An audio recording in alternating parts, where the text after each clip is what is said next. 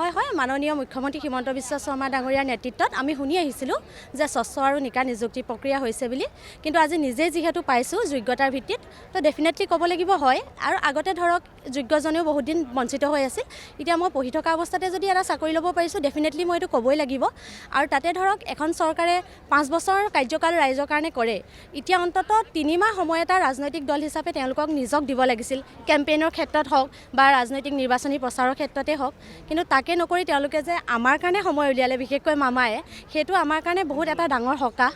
এনেকুৱা কিছুমান ফেমিলি আছে যাৰ হয়তো পৰিয়ালৰ ধৰক পালন পোষণ কৰ্তা এজনেই এতিয়া তেওঁ যদি আজিৰ দিনত চাকৰি এটা পাইছে কম ডাঙৰ সকাহ হৈছে নে ঘৰখনৰ কাৰণে আৰু এনেকুৱা ধৰক থাকে যাৰ হয়তো বয়সটো আৰু 2 মাহৰ পিছত নাথাকিব তেওঁলোকক যে মামাই আজৰি কৰি দিছে তো কোন মামাকে এনেকৈ ভাবিব নিজৰ ভাগিনীয়কৰ কাৰণে নহয় জানো হয় আৰু সেইকাৰণে যথেষ্ট ভাল লাগিছে নিজকে গৌৰৱ অনুভৱ কৰিছোঁ আৰু এনেকুৱা এটা নিযুক্তি প্ৰক্ৰিয়াৰ অংশীদাৰ হ'বলৈ পায়ো যথেষ্ট ভাল লাগিছে আৰু হিমন্ত বিশ্ব শৰ্মা ডাঙৰীয়াৰ লগতে ৰণোজ পেগু ডাঙৰীয়া আৰু অসম চৰকাৰক ধন্যবাদ জ্ঞাপন কৰিব বিচাৰিছোঁ হয়